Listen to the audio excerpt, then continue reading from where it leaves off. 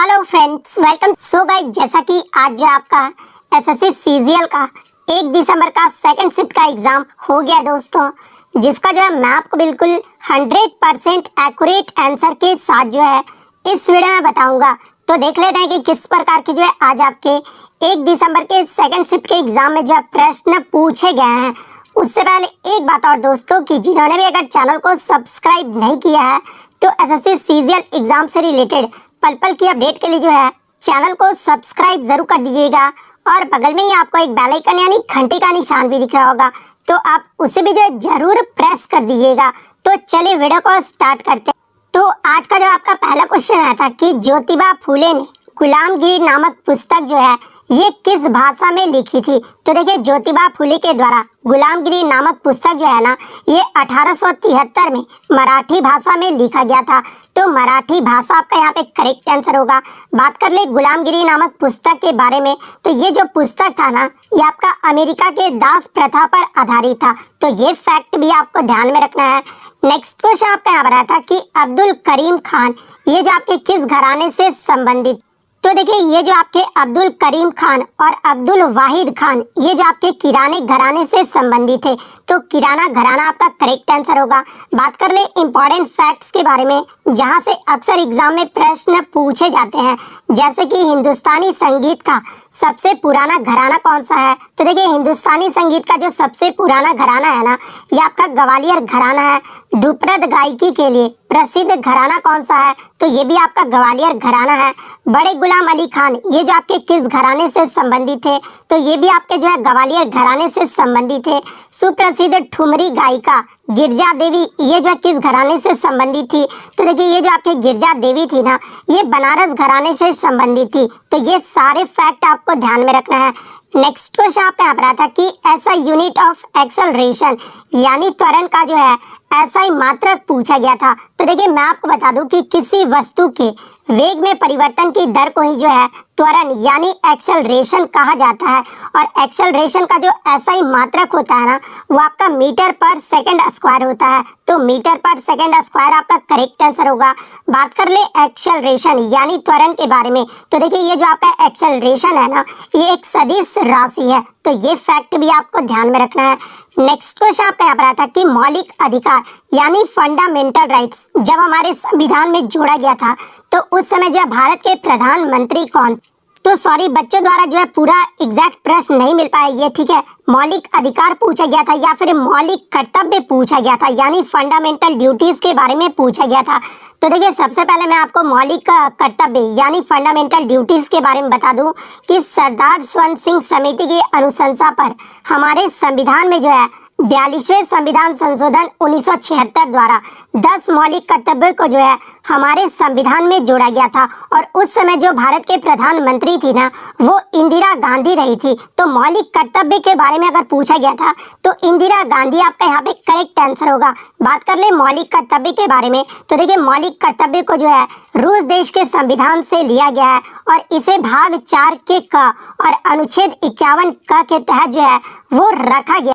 और वर्तमान में मौलिक कर्तव्यों की संख्या की बात कर ले, तो वर्तमान में जो है हमारे देश में 11 मौलिक कर्तव्य हैं। अब हम लोग बात कर लेते हैं मौलिक अधिकार के बारे में। तो देखिए, मौलिक अधिकार को जो है 44वें संविधान संशोधन जो कि 1978 में हुआ था, इसमें जो आपके संपत्ति के अधिकार मौलिक अधिकार की सूची से हटा दिया गया था। और उस समय 1978 में भारत के जो आपके प्रधानमंत्री थे ना, वो आपके मोरारजी देसाई थे। तो अगर ये प्रश्न पूछा गया था तो मोरारजी देसाई फिर आपका करेक्ट आंसर होगा।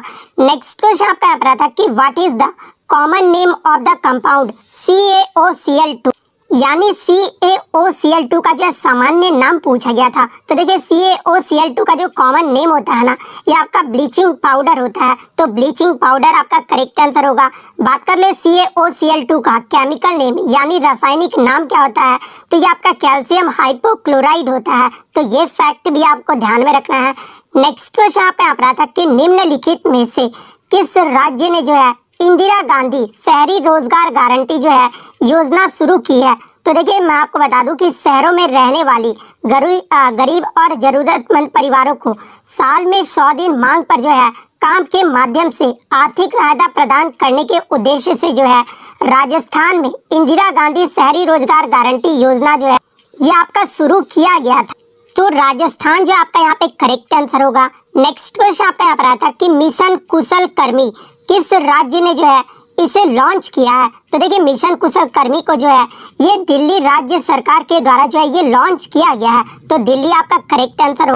और देखिए मैं आपको बता दूं कि दिल्ली के उप मुख्यमंत्री व श्रम मंत्री मनीष सिसोदिया ने जो है 6 जुलाई 2022 को मिशन कुशल कर्मी नामक स्किलिंग प्रोग्राम को जो है लॉन्च किया था, जिसके निर्माण श्रमिकों, राजमिस्त्रियों आदि को कुशल कारीगर जो है ये बनाने के लिए किया गया है। तो ये फैक्ट भी आपको ध्यान में रखना है। नेक्स्ट क्वेश्चन आपका यहाँ पर था कि which of the following is not a folk dance of Gujarat, यानी इनमें से कौन सा जो है गुजरात का शास्त्रीय नृत्य नहीं है। तो देखिए मैं आपको बता दूं कि गरबा, डांडिया, भवई, टिप्पणी, पघर और हुड्डो ये सब जो आपके ना गुजरात के लोक नृत्य है। और आपके ऑप्शन में जो ये आपका विदेशिया दिया हुआ था एक, तो देखिए ये जो आपका विदेशिया है ना ये बिहार राज्य का जो एक लोक नृत्य है। तो विदेशिया आपका यहाँ पे करेक्ट आंसर होगा। नेक्स्ट क्वेश्चन आपका यहाँ पर आया था कि भारत में अगस्त और सितंबर के महीने में इनमें से कौन सा त्योहार जो है वो मनाया जाता है। तो आपके ऑप्शन में जो है आपका एक ओणम का त्योहार दिया गया था। तो देखिए मैं आपको बता दूं ये जो आपका ओणम का त्योहार है ना ये केरल राज्य के फसलों का त्योहार माना जाता है। और ये जो आपका केरल में अगस्त और सितंबर महीने में जो ये मनाया जाता है। तो ओणम आपका यहाँ पे करेक्ट आंसर होगा। यहाँ से एग्जाम में एक प्रश्न और पूछा जाता है कि ओणम जो त्योहार है ना ये किस राजा के घर वापसी का जो है प्रतीक है। तो ये आपके महान राजा महाबली के घर वापसी का जो है प्रतीक है। तो ये फैक्ट आपको ध्यान में रखना है। नेक्स्ट क्वेश्चन आपका यहाँ पर आया था कि where was the first youth Olympic games held, यानी पहला जो यूथ ओलंपिक गेम्स है ना ये कहाँ पर आयोजित किया गया। तो देखिए पहले यूथ ओलंपिक्स ग्रीष्मकालीन की बात कर ले तो पहला जो यूथ ग्रीष्मकालीन ओलंपिक है ना ये आपका सिंगापुर में 14 से 26 अगस्त 2010 तक जो है आयोजित किया गया था। तो सिंगापुर आपका करेक्ट आंसर होगा। वहीं अगर बात कर ले शीतकालीन संस्करण के बारे में, तो अगर शीतकालीन के बारे में पूछा जाए तो ये आपका इंसब्रुक ऑस्ट्रिया में जो है 2012 में आयोजित किया गया था। तो ये फैक्ट भी आपको ध्यान में रखना है। नेक्स्ट क्वेश्चन आप यहाँ पर आता कि where is India house founded by Shyamji Krishna Varma, यानी श्यामजी कृष्ण वर्मा के द्वारा इंडियन हाउस की जो स्थापना है ना ये कहाँ पर किया गया था। तो देखिए मैं आपको बता दूं कि लंदन में इंडियन हाउस की जो स्थापना है ना ये क्रांतिकारी सेनानी, पत्रकार और वकील श्यामजी कृष्ण वर्मा के द्वारा किया गया था। तो लंदन आपका यहाँ पे करेक्ट आंसर होगा। नेक्स्ट क्वेश्चन आपका यहाँ पर आता कि इनमें से कौन सी जो है रबी की फसल है। तो देखिए मैं आपको बता दूं कि रबी की फसल जो है सामान्यतः आपके अक्टूबर और नवंबर के महीने में जो है ये बोए जाते हैं। और उदाहरण के तौर पर गेहूं, जौ, आलू, चना, मसूर, अलसी, मटर और सरसों ये सब जो आपके रबी के जो है प्रमुख फसलें मानी जाती है। तो इनमें से जो आपका कोई ऑप्शन दिया गया था तो इनमें से जो भी ऑप्शन में दिया होगा वो आपका करेक्ट आंसर होगा। नेक्स्ट क्वेश्चन आपका यहाँ पर आता कि where was the 2019 military world games held, यानी 2019 का जो मिलिट्री विश्व गेम्स है ना ये कहाँ पर आयोजित किया गया था। तो देखिए 2019 के मिलिट्री वर्ल्ड गेम्स की बात कर ले तो ये आपका चाइना के वुहान हुबेई में जो है आयोजित किया गया था। तो वुहान हुबेई आपका करेक्ट आंसर होगा। नेक्स्ट क्वेश्चन आपका यहाँ पर आता कि विच dancer was awarded the Padma Bhushan इन 2003, यानी 2003 में जो है किस नृत्यांगना को पद्म भूषण से सम्मानित किया गया था। तो देखिए 2003 में जो है ये पद्म सुब्रमण्यम को, जो कि भरतनाट्यम नर्तकी है, और इन्हें जो है 2003 में पद्म भूषण से सम्मानित किया गया था।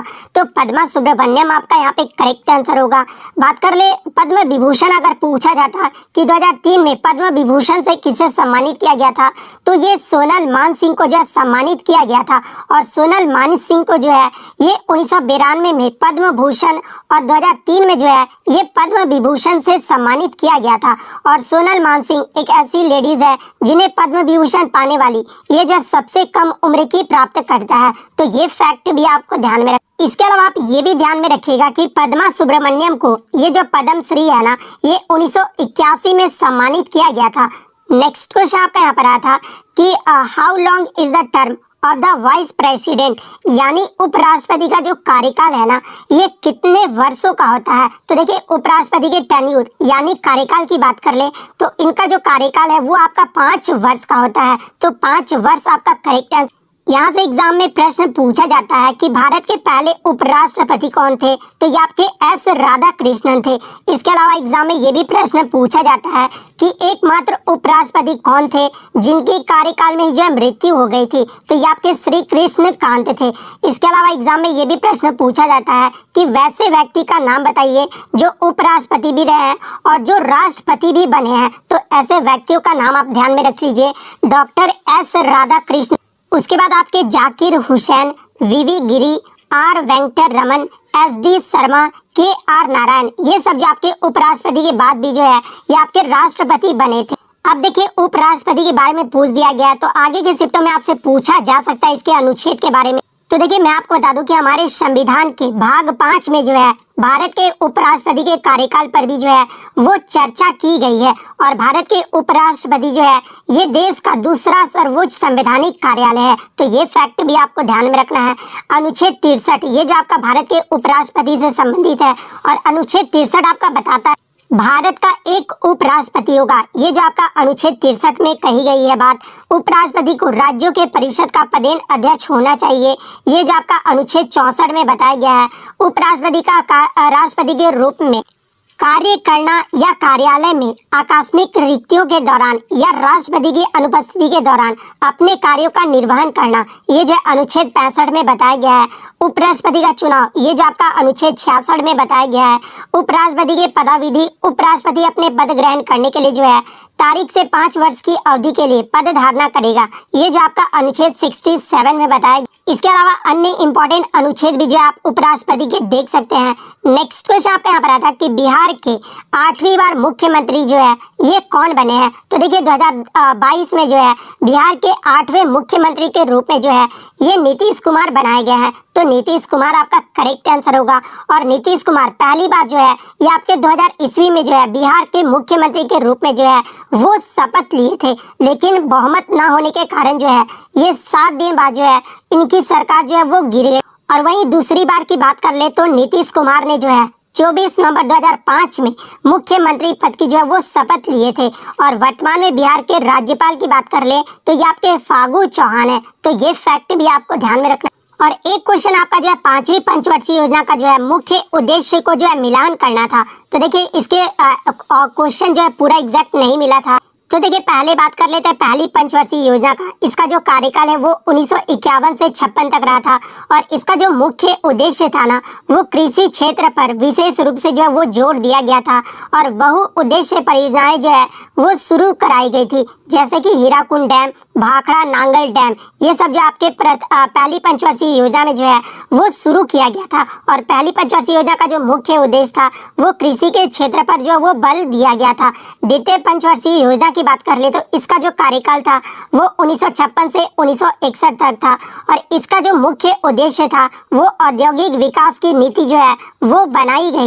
वहीं अगर तीसरी पंचवर्षीय योजना की बात कर ले तो इसका जो कार्यकाल है वो 1961 से 1966 तक रहा था और इसका जो मुख्य उद्देश्य था ना वो अर्थव्यवस्था को गतिशील और नागरिकों को जो है आत्मनिर्भर बनाना था।